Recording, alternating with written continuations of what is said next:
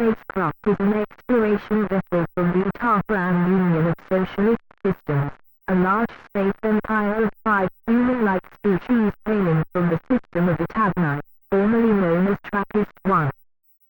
The captain of the ship, a Nilebot known by the name Sythini Rythorn, then led her 5-person crew to a nearby unit, where a human with prior contact with the civilization resides. We have been informed that we are under consideration for admission into the Itavran Union after a technology and culture exchange occurs.